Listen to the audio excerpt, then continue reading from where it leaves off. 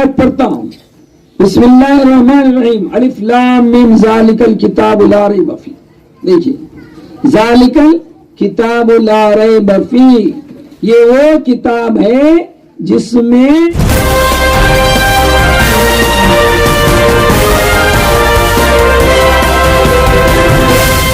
اگر آپ نے ابھی تک ہمارا چینل سبسکرائب نہیں کیا تو ابھی سبسکرائب کریں. جب آپ قرآن پڑھیں گے تو سب سے پہلے اللہ تعالیٰ کتاب میں آنے والی باتوں کا تذکرہ کرنے سے پہلے قرآن میں اللہ تبارک و تعالیٰ سورہ بقرہ میں عقیدہ بنا رہا ہے. میں آیت پڑھتا ہوں. بسم اللہ الرحمن الرحیم. الف لام میم ذالک الکتاب لا ریب فیہ. دیکھیے ذالک الکتاب لا ریب فیہ، یہ وہ کتاب ہے جس میں اس کا قاری، اس کا سننے والا، اس کا پڑھنے والا کبھی بھی آنے والی باتوں پر شک نہیں کرنا. آنے والی باتوں پر شک نہیں کرنا. ذالک کتاب لا ریب فیہ، یہ وہ کتاب ہے جس میں کوئی شک و شبہ نہیں. کیوں؟ کیونکہ انسان کی عقل دلیل مانگتی ہے. اللہ سے بہتر میرے کو آپ کو جاننے والا کون؟ پیدا کرنے والا تو بہت اچھا جانتا ہے، کیونکہ اس میں ایسے ایسے واقعات آنے والے ہیں کہ عقل جواب نہیں دیتی، عقل یقین نہیں کرتی، لیکن ایمان یقین کرتا ہے. واقعات کیا کیا ہے؟ معراج کا واقعہ لے لیجیے کہ اللہ تبارک و تعالیٰ ایک رات کے کچھ حصے میں حضور پاک صلی اللہ علیہ وسلم کو مسجد حرام سے مسجد اقصیٰ سے 7 آسمانوں کی سیر کرایا، دوزخ بتوایا، جنت بتایا، وہاں کی نعمتیں بتایا، خود اپنے پاس بلا کے اپنے ملاقات کرایا. یہ یقین کرنا. اگر کوئی قرآن کی اس بات کا انکار کر دیا وہ منکر ہو گیا، وہ ہمیشہ کے لیے دوزخ میں چلے گیا. جیسا وہ کلمہ طیبہ نہیں پڑھنے کی وجہ سے، مسلمان نہیں ہونے کی وجہ سے ہمیشہ کے لیے دوزخ میں رہے گا. کوئی نہیں بخشیں گا اس کو، اللہ تعالیٰ بھی نہیں بخشیں گے. کیوں؟ اللہ کو شرک پسند نہیں. لا تشرک باللہ شیئا، اللہ کے ساتھ کسی کو شریک مت کرو. شرک کرنے کی بنا پر کون سا شرک ہے؟ اب فاتحہ دلا تو شرک بول دے. میں آ رہا ہوں اسٹیپ بائی اسٹیپ، وہاں تک آ رہا ہوں انشاءاللہ. عقیدہ بنانا تو اللہ تعالیٰ سب سے پہلے عقیدہ بنائے. تو معلوم یہ ہوا دین کی جو بنیاد ہے پہلے عقیدہ ہے، عبادت نہیں ہے.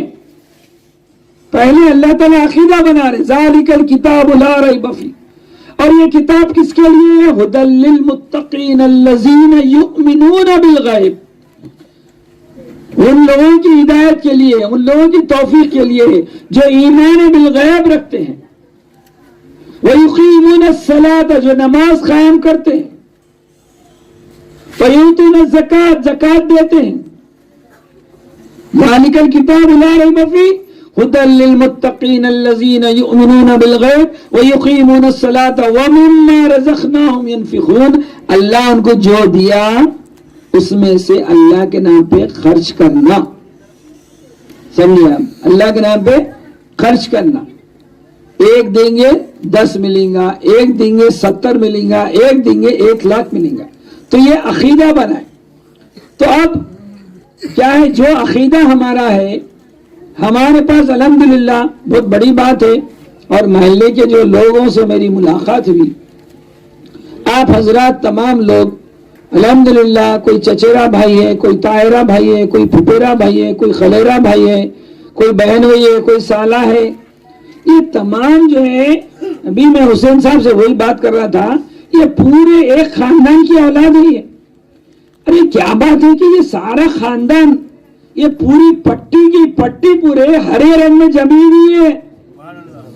یہ ہرے پٹیاں بنے ہوئے ہیں. کیا بات ہے؟ معلوم پڑا کیونکہ ہمارے آبا و اجداد جو ہے بزرگان دین کی خدمت کرے، بزرگان دین کی جوتیاں اٹھائے. یہ آج ان کا عمل ہمارے کو مل رہا، ان کی نسبت ہم کو مل رہی. ان کا کیا ہوا اللہ تعالیٰ کیا کرے؟ ارے ان کی آل کو بھی سدھار دیا، ان کی آل کو بھی غوث پاک کا کہنے والا بنا دیے. تو کیا ہوتا ہے؟ چونکہ میرے آقا صلی اللہ علیہ وسلم نے فرمایا کہ میری امت میں 73 فرقے ہوں گے. بنی اسرائیل میں 72 تھے، میری امت میں 73 فرقے ہوں گے. 73 فرقے میں سے ایک فرقہ صحیح ہوگا. سمجھے. حالانکہ ہر کوئی قرآن پیش کرے گا, ہر کوئی حدیث پیش کرے گا, لیکن انشاءاللہ ثم انشاءاللہ قرآن بھی جو پیش کریں گے ہمارے عقیدے کے تحت نہیں, سنت والجماعت کے عقیدے کے تحت نہیں, بلکہ اللہ اس کے رسول کے عقیدے کے تحت پیش کریں گے. کیونکہ قرآن شاہد ہے. قرآن میں کہا گیا یضل بہ کثیرا ویہدی بہ کثیرا. یہ وہ قرآن ہے جس کو پڑھنے سے کچھ لوگ راستہ بھٹک جاتے, کچھ لوگ سیدھے راستے پہ آتے. اب آپ بولیے حضرت قرآن پڑھنے والی کوئی بھٹکتے کیا؟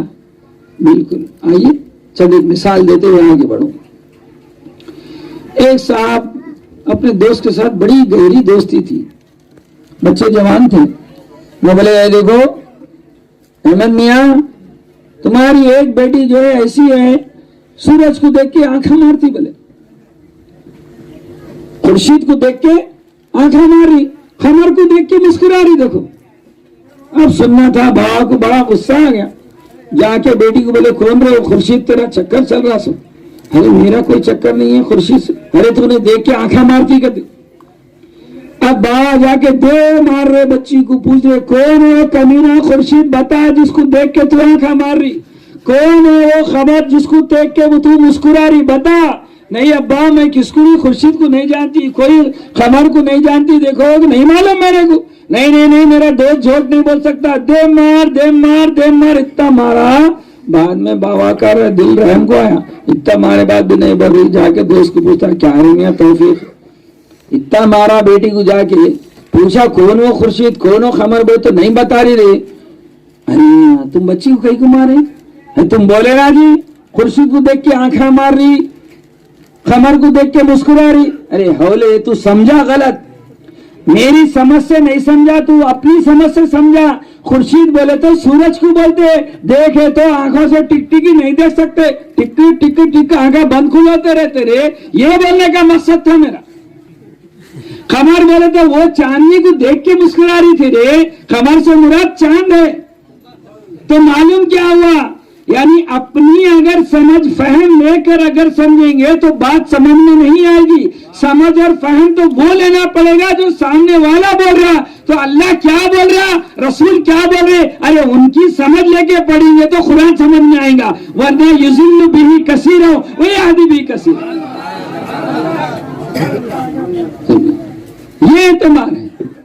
تو قرآن کو سمجھو کیسے, جیسے کہ اللہ کہنا چاہتا ہے. قرآن کو سمجھو عظمت رسول کے ساتھ, قرآن کو سمجھو اولیاء اللہ کی تربیت کے ساتھ, ان کی صحبت کے ساتھ. انٹرنیٹ سے دین نہیں سیکھیں گے, انٹرنیٹ سے دین نہیں سیکھ سکتے. دین ملتا ہے اولیاء کی صحبت سے, دین ملتا تھا انبیاء کی صحبت سے. اب انبیاء تو آنے والے نہیں, کوئی نبی آنے والا نہیں, کوئی رسول آنے والا نہیں. تو بتائیے آپ قیامت تک ہدایت کی ضرورت ہے یا نہیں ہے؟ قیامت تک راہ راست بتانے کی ضرورت ہے یا نہیں ہے؟ قیامت تک نیک لوگوں کی نیک راستے کی طرف بلانے کے لیے ضرورت ہے یا نہیں ہے؟ اس لیے میرے آقا صلی اللہ علیہ وسلم فرماتے ہیں العلماء امتی کانبیاء بنی اسرائیل.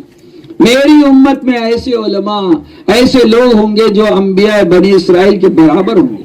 تو علماء دو ہے, علماء دو طرح کے ہیں.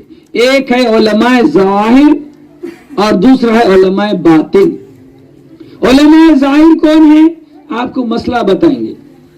نماز میں فرائض کتنے, وضو کب ٹوٹتا, تیمم کب کرنا, غسل کیسا کرنا, جنابت کا غسل کیسا کرنا, حیض کا غسل کیسا کرنا, جائیداد کی تقسیم کیسا کرنا, ماں باپ کے حق کیا ہے, پڑوسی کی حق کیا ہے, اللہ کے اوپر تمہارا فرض کیا ہے, رسول اللہ پر تمہارا فرض کیا ہے. یہ کون ہوں گے؟ علماء ظواہر.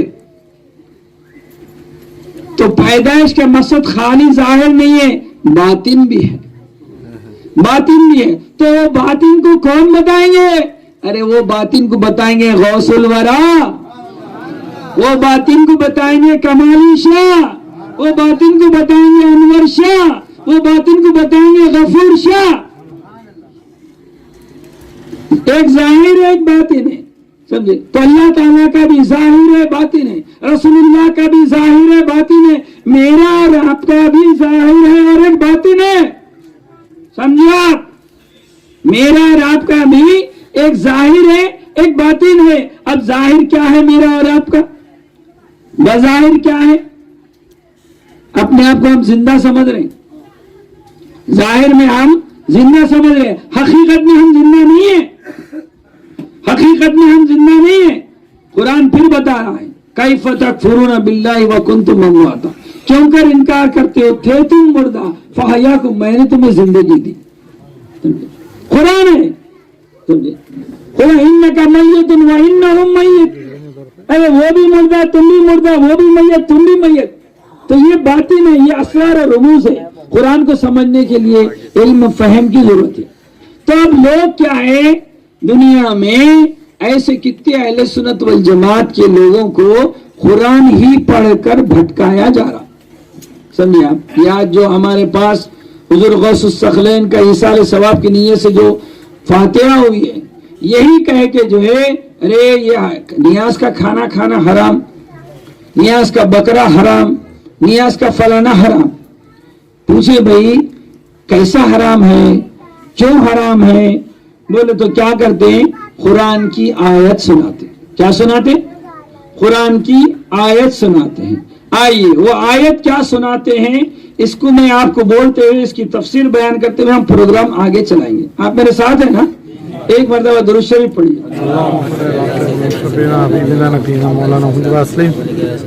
میں آپ کو قرآن شریف کے پارے کا حوالہ، سورے کا حوالہ، آیت کا حوالہ دے رہا ہوں اور ایک ایک لفظ کو ترجمے کے ساتھ بتاتا ہوں۔ بسم اللہ الرحمن الرحیم۔ یا ایھا الذین آمنو، اے ایمان والو، کلو کھاؤ، کیا کھاؤ؟ من طیبات ما رزقناکم، جو کچھ کہ تم کو پاک رزق ملا ہے، واشکروا للہ ان کنتم ایاہ تعبدون، اور اللہ ہی کی بندگی کرتے رہو، اسی کی جو ہے اتباع کرتے رہو، اس کا شکر بھی ادا کرو، یہ ہم کو حکم ہے۔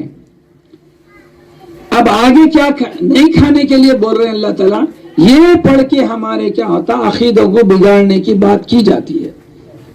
وہ کیا الفاظ ہیں؟ انما حرم علیکم المیتۃ والدم ولحم الخنزیر، تم پر حرام کیا گیا ہے مردہ جانور اور خون اور سور کا گوشت۔ اس کے بعد ایک اور بڑی بھاری آیت ہے جس کو پڑھ کے جو ہے ہمارے اور آپ کے عقیدے کو لوٹا جاتا ہے۔